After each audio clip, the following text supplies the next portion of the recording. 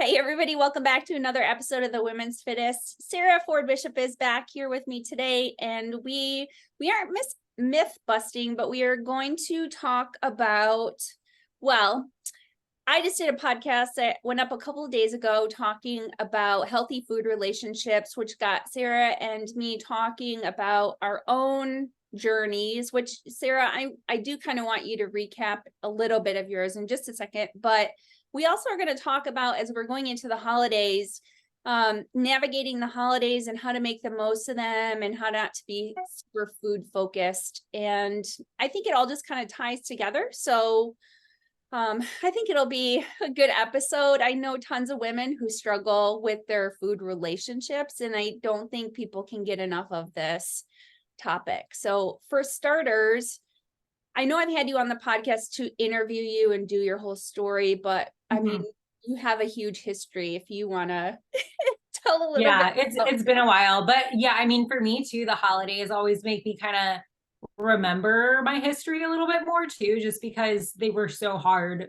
It was just so much inner turmoil and inner stress, like this time of year when I was really, really struggling. So just kind of briefly kind of recapping, I got diagnosed with anorexia when I was 14, and struggled off and on, more on than off, for about 6 years, 6 or 7 years, something like that.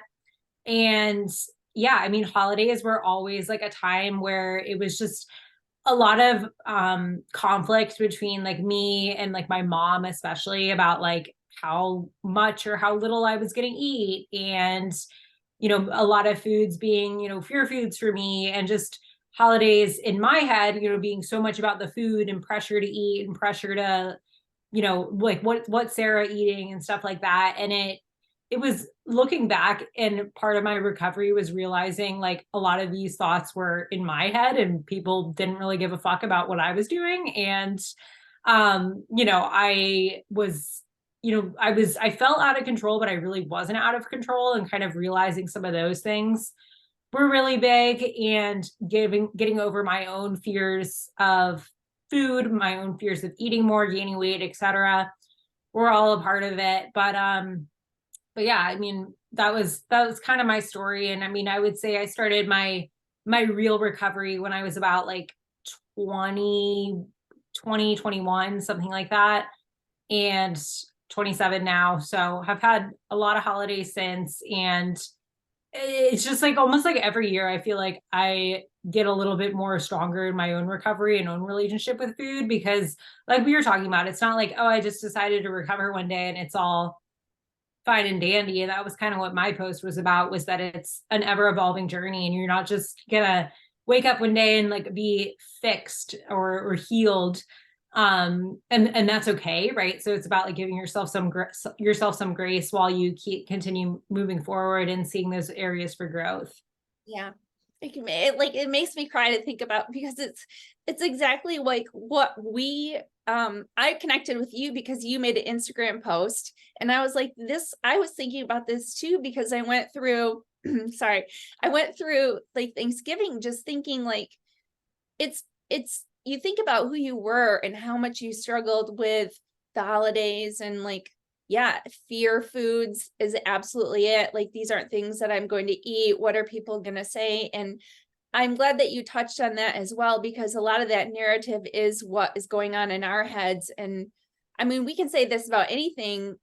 People worry about what other people think of them, but most people are worried about themselves and they're not thinking about you. So, that's just a good reminder as well. But just, I had the same like moment after Thanksgiving that I was just like, gosh, I remember just being so worried about these situations and how I was going to handle it and what people were going to think. And looking back is so beautiful, because you can really see how far you've come. You're just like, I'm not even that person anymore. And it's wild that I don't have those intrusive thoughts and everything else. So it was so funny that we were on the same page. Like, I felt like this is the most healed that I have ever been going into this season. And for me, I always would think, okay, I'm just gonna do the best I can through the holidays. And then January, I'm back on track. Like I still was in a mindset of like starting in January type of a person, even if it wasn't like,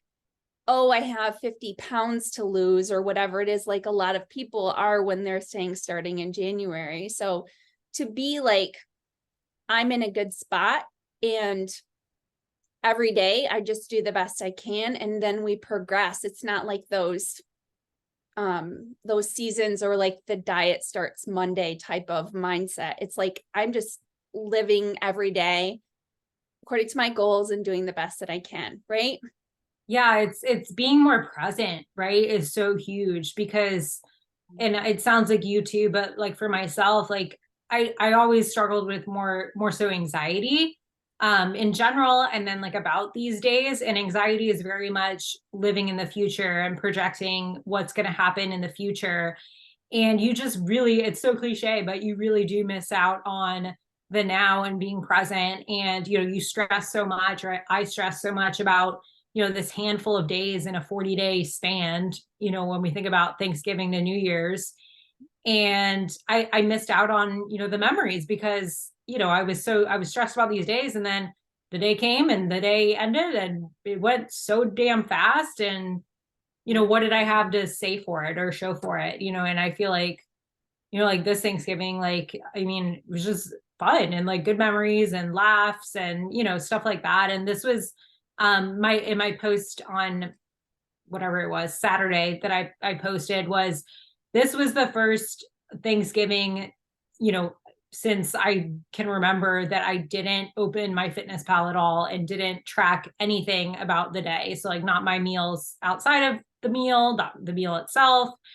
And for me, like that was like a really big final piece of control that I had to completely let go of. And I knew that deep down, but I just kept like conveniently putting it off because, oh, I can track. Oh, it doesn't bother me to track. Oh, if I just track this one thing, it doesn't matter. But I think in the back of my mind, I knew it was just like a little bit of control that didn't need to be there.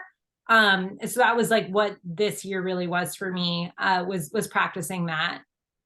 Yeah. And that was a part of my first podcast that I didn't really talk about, was this whole, like, I think it is important to learn how to track. And I want to say too, for reference, I mean, you are in the thick of it still with, like I'm living more the bodybuilding lifestyle. My goals are not super specific. I'm not going to step on stage again, but you have plans to step on stage. And so this is why it was like, for you, you could have been like, oh, well, I need to keep tracking because I'm still prepping to get Yeah. ready for a show. But being able to have that, just say, you know what, this is one day and I know how to do this and I don't have to document it, Right. is huge. But I do think, initially when people are trying to heal or have a healthy food relationship, reading food labels and learning how to track and doing that, like you have to know all that stuff first before you go into, or as well as before you, practicing untracked meals and not tracking them is totally fine. You can do that intermittently as practice, but knowing what you're being intuitive about, and I think combined with listening to your body and biofeedback are two things that are really important with healing that relationship. So like, I don't want to say tracking food is bad or that's like an element of control, because I think it has a ton of value when you have that knowledge. You can. Totally. I think, and yeah, that's a good point. Cause like for me, it was too much control, but it not isn't necessarily too much control. It's all about, I think, the mindset, the occasion, where you're at with it, how new you are to it. But I was just talking to a client about that today, actually. Like we were talking about how like she is in a place where she's almost able to ebb and flow out of tracking, not tracking, depending on the life season. And we just got off a couple of weeks of not tracking and being more quote unquote intuitive. And now we're going into another 3 weeks of like, hey, before traveling for Christmas, let's track a little bit more just to collect a little bit more data, see where we're at, be mindful of micronutrients, make sure we're getting our protein. And it's not I am good, I am bad either way, whether she's tracking or she's not. And that's a really cool place to be. And she got here through a lot of her own work, you know, so not taking credit for it, but just, I think it's cool, like just seeing other people like be able to kind of move through it. It kind of helps you see like, oh, I can do this too. Well, and this is what we had talked about in our conversation. On to build on that, I just want to say that I think it is, if you want to find like a median, is like, just make sure you're getting your protein in, and maybe you can just track that. If you're trying to let off the gas pedal a little bit with trying to track every little thing, getting your protein requirement in is probably going to be like the most beneficial, especially if you're still struggling with like like binging or just trying to find that healthy balance. But oh, I lost my train of thought of what I was going to say on that. Oh well. Tracking, not tracking. I don't remember.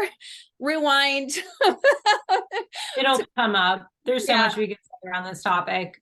It is a lot. And I mean, it's very nuanced. And I know what I was going to say. One of the things that we had back and forth with our conversation was, you want to have a healthy food relationship coupled with that knowledge, because you want to be able to flip the switch when you need to. And that was something that I had said about flipping a switch, because a lot of women will come to me, and I'll realize through my assessment that they don't have the best, they don't have the healthiest food relationship.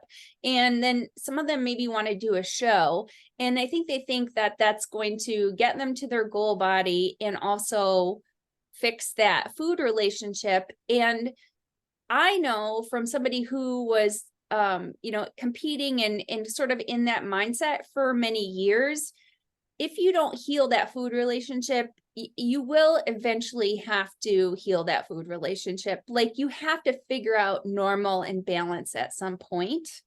Yeah, so many people just want that rigid structure because then they have to adhere to it, and it is a built-in control. And that way they don't have to think, they don't have to be in control. It's just they follow the plan, right? And then eventually, right, we're going to be done competing, or it's going to be the off season. There's going to be more flexibility, and then what? Right. And you have to know how to handle that. So, and some of that's like, doing things portion control. So portion control may not necessarily meet all of your macronutrients, but you can do that within the time frame of a day, more so, or a whole meal or a week or whatever, whatever it is. And that's okay, because unless your goal is to be extremely rigid and have like, some women will pull up Instagram influencers and say, like, I want to look like this person. And it's like, well, this person does fasted cardio every day. They don't ever deviate from their plan. They're probably sort of hangry and tired and not as happy as, they look on social media. Like, the level of discipline is probably not what you want to be at. If you gave in about 20% and you have a little bit higher body fat, you'd be a little bit happier, et cetera. So like, it's letting go and being okay with it, but finding that place where you're okay with it. And the only way that you can step on the gas pedal and brake and go back and forth between this is if you have that, like, that healthy food relationship. You have to have that. Otherwise you're kind of stuck. And then there's shame if you deviate from your perfect plan, and the whole cycle continues. Yeah. I think it's like that trust too in yourself, like to make the choices, and then your body too. I know like that was really big for me. It was just like, having like say an untracked meal, like just making myself do it, even if I was super uncomfortable about it. And, the next day waking up, seeing like my body didn't blow up, like I wasn't like ravenously hungry, like nothing happened, like I lived to tell the tale. And I feel like that exposure therapy is so important. I mean, like you mentioned, like portion control, like for some people, like maybe like if you struggle with like binge eating or like overeating certain foods, like making yourself have a little bit every day or multiple times a week, and so that like novelty wears off, sometimes that can be really helpful. Yeah. It's important to know that one meal or one day of meals isn't going to undo your progress any more than one day of dieting is going to get you to your goal weight. That perspective, like I feel like that's like the aha moment, right? Like have you seen like the graphics and it's like 6 days of salad and then one day of burger, and then like 6 days of burger and one day of salad? Like it kind of shows you like, okay, like expectations here, versus reality. Right, exactly. And I talk about this all the time, and this is how I work with my clients is like you said, the exposure therapy. Life presents opportunities all the time for us to make choices about how closely we're going to stick to our plan or how much we're going to practice swapping or portion control meals, untracked meals, like this type of thing that we can't have all the control for.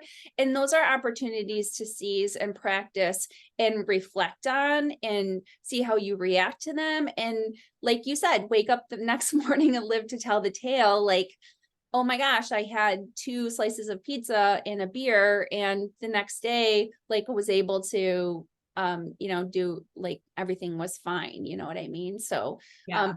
but the problem comes with when you start labeling foods good and bad and you can't have them, and then you overeat them, and now you've eaten like a whole pizza and 4 beers, and then you're like, oh, this food is bad. And it's like, no, it's the dose does make the poison. Like, is it ideal? Pizza doesn't have, you're not meeting your Right. requirements, but again, was it something that you needed because you just wanted to deviate? You really like it, you enjoyed it? Are you with people? Like, you have to think about all the reasons why food isn't just fuel, Right. Yeah. Yeah. Context. Context. Yes, absolutely. So I have to find out where we are here. So, let's talk about some of the things that people can do to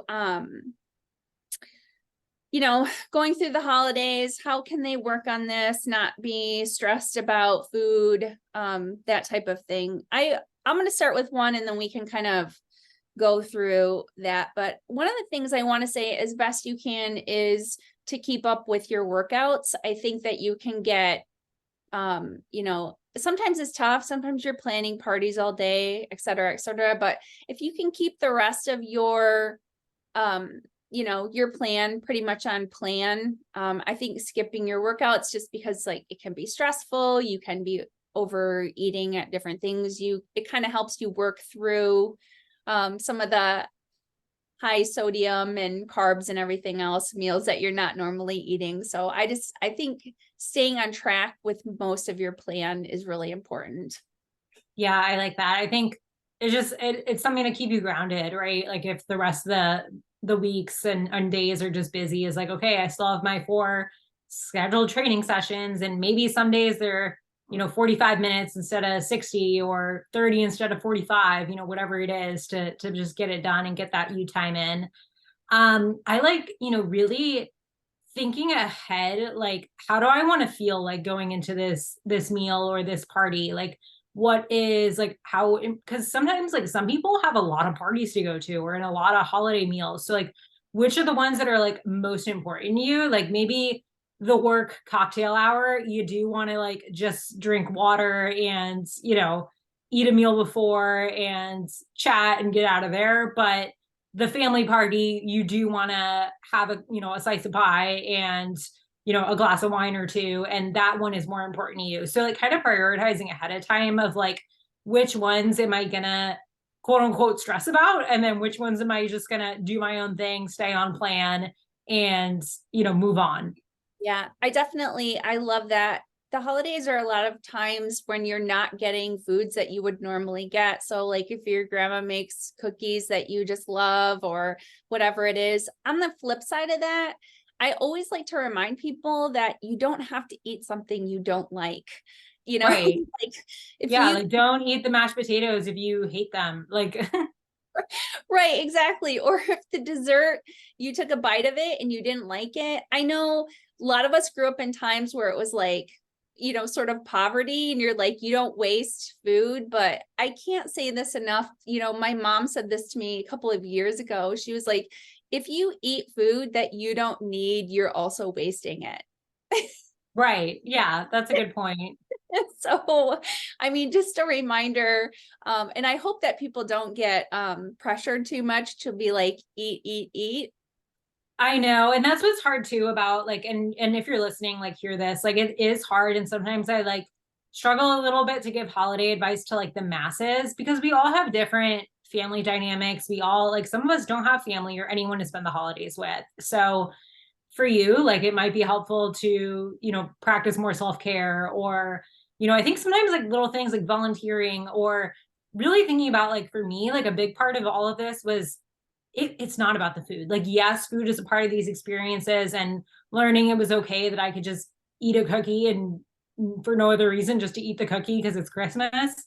But at the same time, like what is this holiday season about for you? Like, and really kind of honing in on that. So like maybe donating your time, volunteering, focusing on like just kind of that giving spirit. I find it to be really helpful. Gratitude practices, things like that.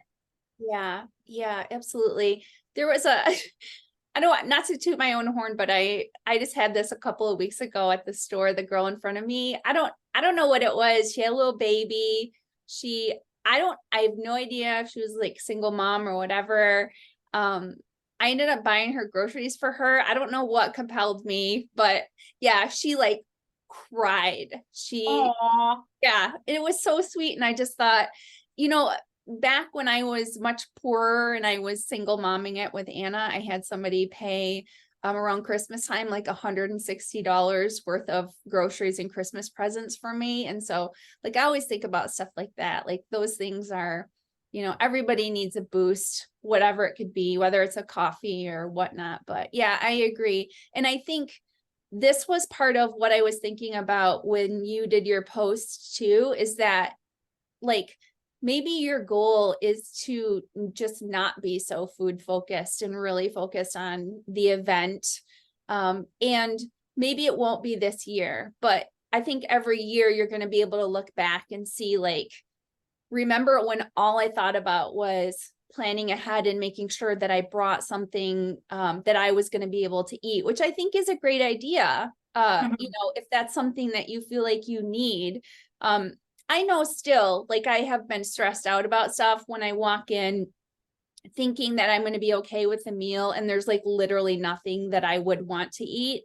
And I think, oh, I could have planned ahead about this a little bit, but again, you make do, it's one time. And, next time you just remember like, oh, this particular situation, I probably want to plan for if I don't want to have the same situation happen again. But for the most part, yeah, it's that the growth that you see, so maybe looking at the holidays um, like this is an opportunity to look back and see how far I've come how I treat this situation. So Yeah, that was a big shift for me in like 2016, 2017 was like, okay, I'm not going to make this day about the food. I'm going to make it about everything else but the food.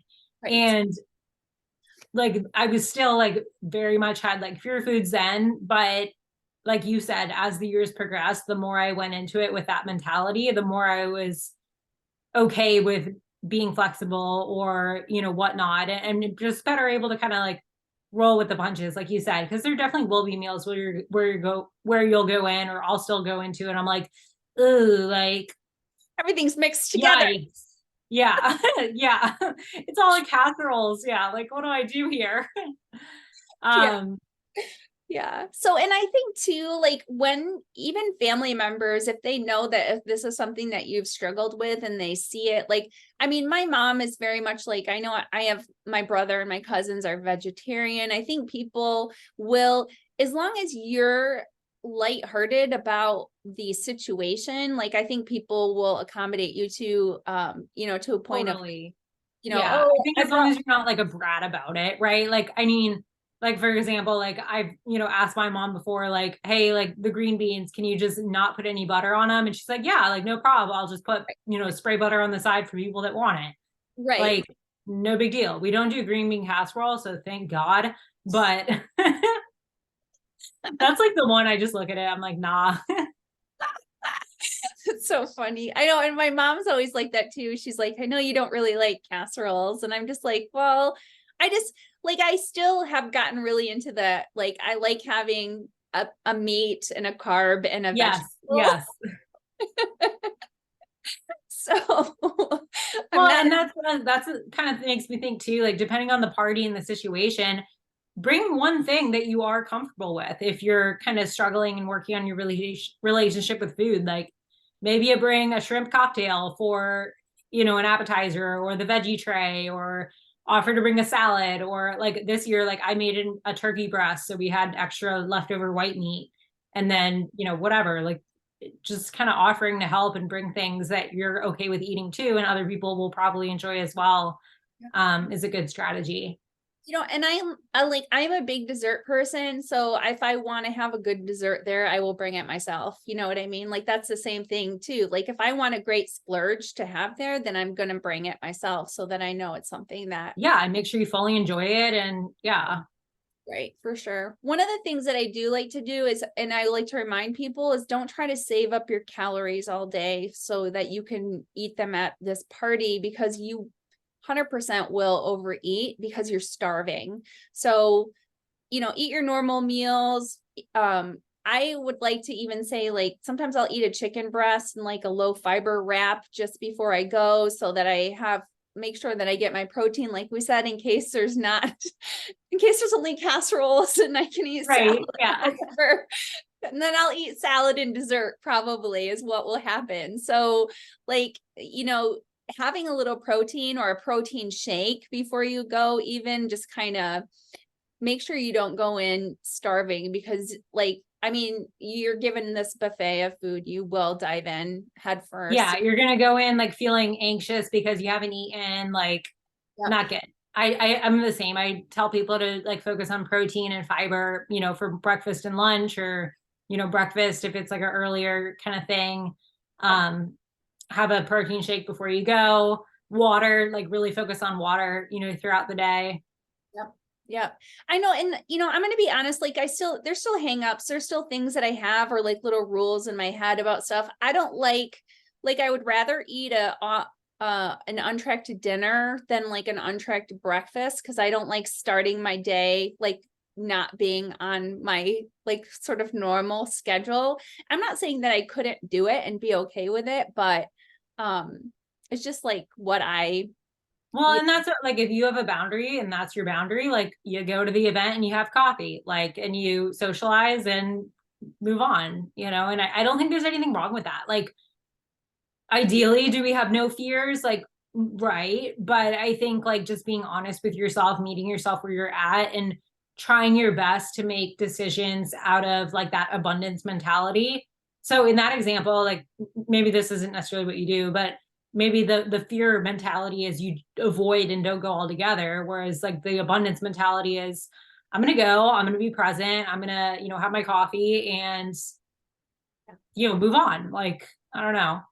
Yeah, yeah, I know. And again, I think it comes from practicing those situations, because like in the long run, like what you would have done differently, or that your choice worked out well and you can do it again. Like I think the only way to get through these things is to actually make yourself uncomfortable, like like anything else in life, really. That's what's so hard. Like when people are, and if you're listening to this and like you're like, well, what's the secret? It's like it really is just wrapping your head around it beforehand, that it might be uncomfortable the first couple of times. And just because it's uncomfortable doesn't mean that you're out of control. It doesn't mean that, this is, the end of the world. It doesn't mean that it will always be uncomfortable.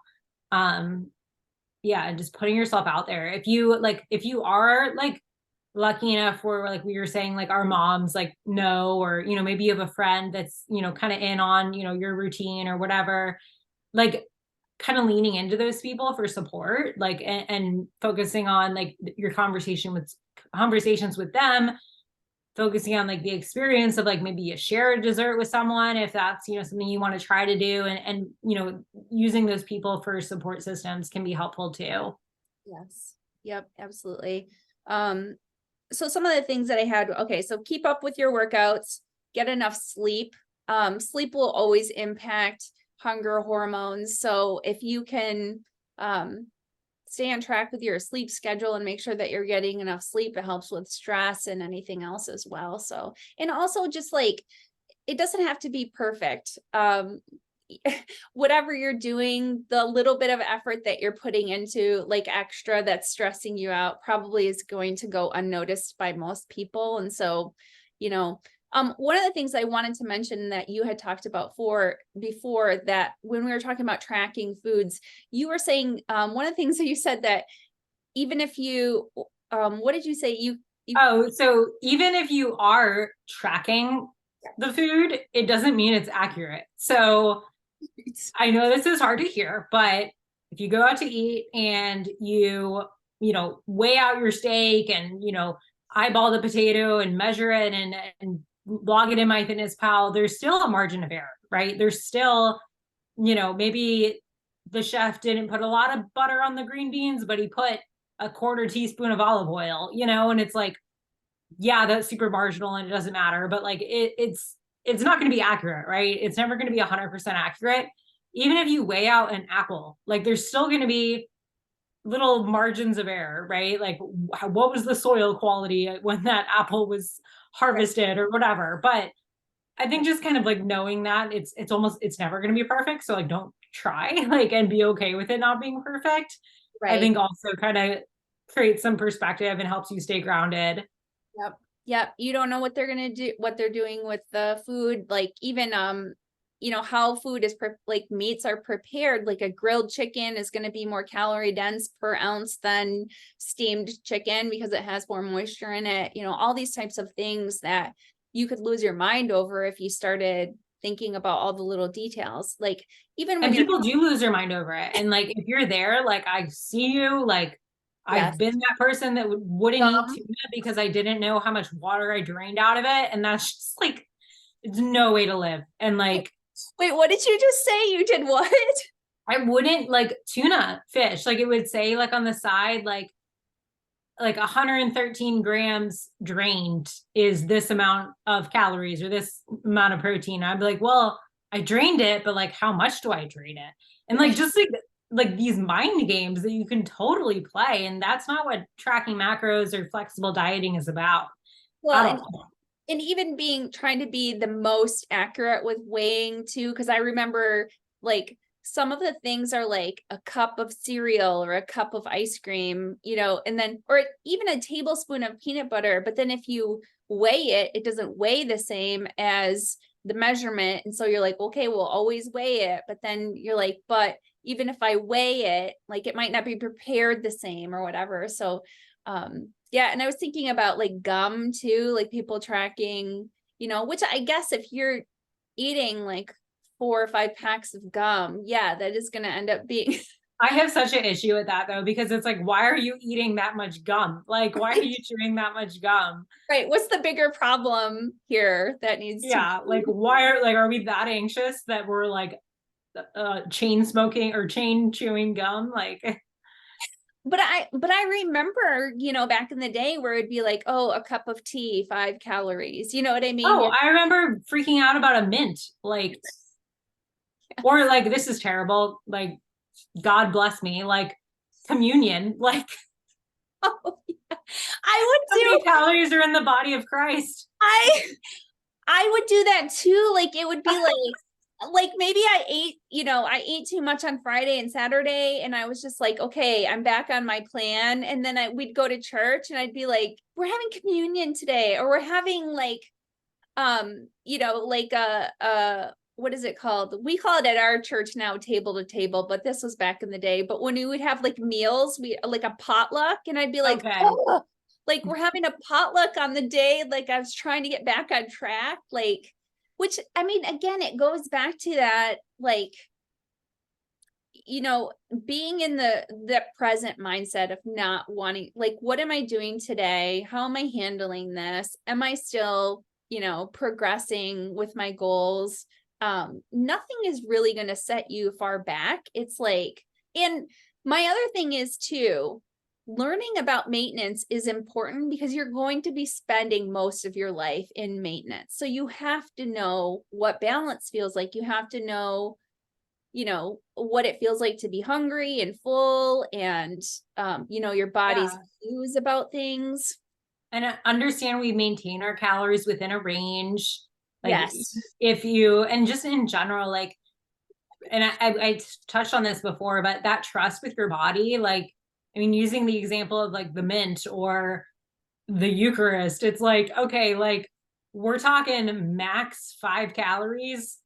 You Right. really think your body is that like sensitive that that's gonna make or break you? Like, Yeah. no, like bodies are smart. Like we don't have to control them. Like we don't have to like manipulate and control them all the time. We can trust them. We can work with them. I mean, you are your body, right? So I think like just trying to approach things that way too, and like not always trying to manipulate things or like be so in control because you really can completely out of control. Yeah, yeah, for sure. And it always, I mean, I still have these aha moments where it's like, yeah, your body does compensate for an excess amount of calories, and I'll notice it. Like I said, usually it's on the weekends, or like if Anna, you know, Anna and I will have something a little bit more, let's say, indulgent on a Friday or a Saturday. So like say we had pizza on Saturday night, Sunday in church, I'd notice I'm like swinging my legs and like tapping, and she's like, why are you so fidgety? And I'm like, my body is like, I had more calories than I normally would, and I just naturally am moving more the next day. Like Mm-hmm. that's what happens, you know? Yeah. Yeah. So Bodies are cool. they're so cool. Oh my gosh. So I had, okay.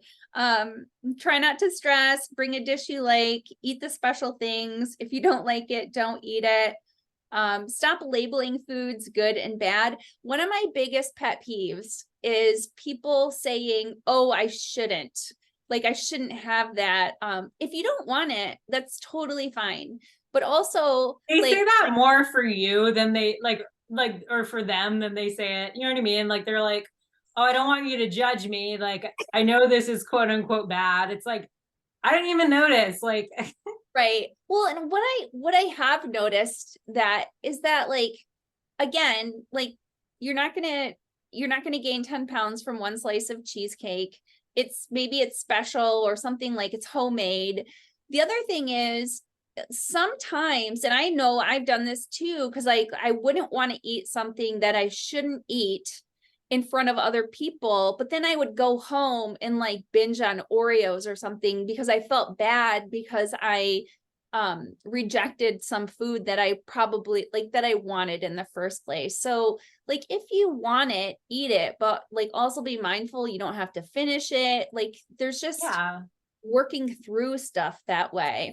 that's a huge binge trigger for people. It's like if you would have just let yourself enjoy it and have it in the moment, Yes. you know, usually so much better than like holding off, holding off, holding off. Yes. The other one is too that we see a lot. I want to say you don't have to earn your food and you don't have to burn off your food. But that's like one of the whole burning off, like the calorie trackers and everything, is super annoying anyways because they're so inaccurate. So Mhm. like just because your watch says you burned 400 calories and your slice of pie was 400 calories, like no, don't be doing all that math, you know. No, don't do that. Definitely don't do that. That's like my big thing is like I'm big on like being active, getting movement in because most people just feel better when they're not slugging around all day. Like, you know, get a couple thousand steps in the morning, get a workout in if your gym is open, but don't do it from the perspective of I'm burning calories so I can eat more later because that's just a nasty place to be in. And like, you don't earn your food. Like we're not a dog. Like, Yeah. and I don't even like who thinks about their dog that way. Like, oh, I'm gonna walk you so you can eat later. Like, hopefully not. Like, Yeah, yeah. And on that note though, a good suggestion is just because maybe you are eating more to go for a 10-minute walk. I mean, that just helps with digestion and it helps with that insulin spike so you don't get the crash or whatever. yeah, and it helps you get out of the house, like post holiday meal walk. Absolutely. Another thing is too, if you find yourself continuing to eat, step away from the food is another thing.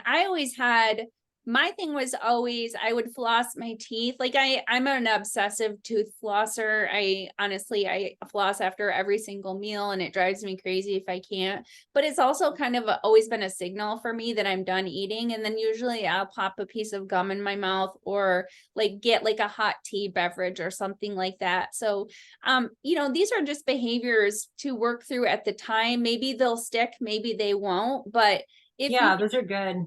if you find yourself continuing to eat, maybe you need a signal thing to make it done to be done with eating, snacking on food for a little while or whatever. Totally. And I like that you just kind of said, like, it may not work, it might work. Like, you got to experiment a little bit, and you may not need to do these things forever. Like, but maybe there are tools that you pick up, and some stick around and some don't.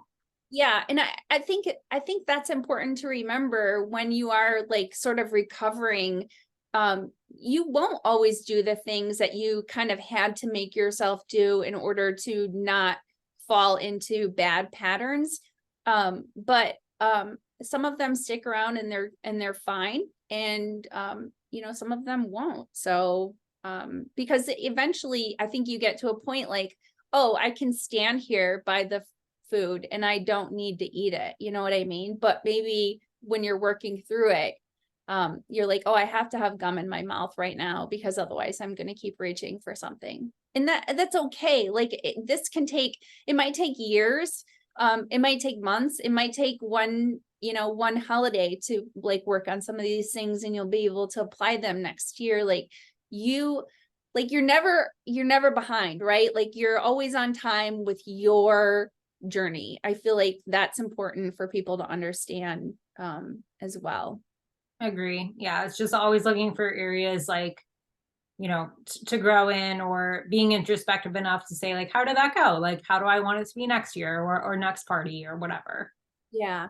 Um, yeah, I just had written this. If you want to change your behavior, you do need to pay attention to it. And reforming habits doesn't happen by accident. So you might have to be more intentional at this time.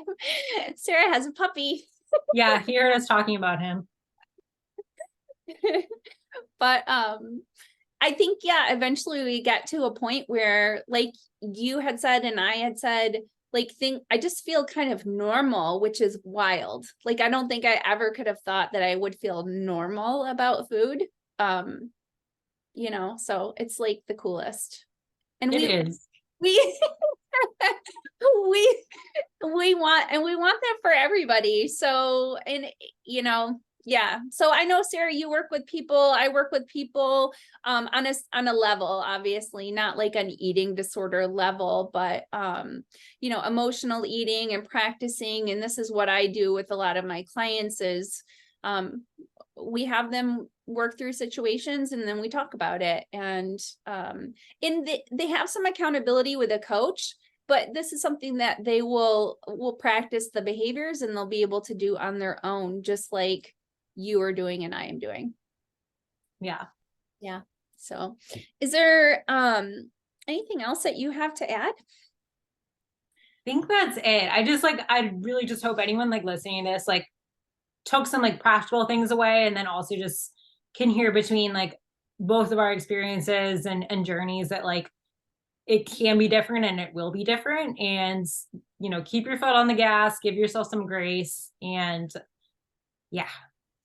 I think it's never too late because, I know we all know people who spend like their whole lives, working, dealing with stuff like this. And whether it took you, how old are you? 26?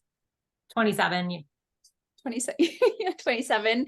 Yeah, 27. You know, I'm going to be 48 in the spring. And it's like, you know, I'm glad that this happened now. Would I have wished that it was, you know, healthier sooner? Of course, but I'm also not like 75 and still like hating myself and trying to be an almond mom or something, something like that. You know what I mean? So Yeah. yeah, for sure. So, all right, cool. Well, you guys know where to find us, and you can find the podcast wherever you listen to podcasts, and I'll also put it up on my YouTube. So we hope that everybody has a really wonderful holiday season and you're able to enjoy the company and the food. Yes. Happy holidays, everyone. Yeah, for sure. And we will be back for January. So yeah, remember that healthy looks different on everybody. Thanks, guys.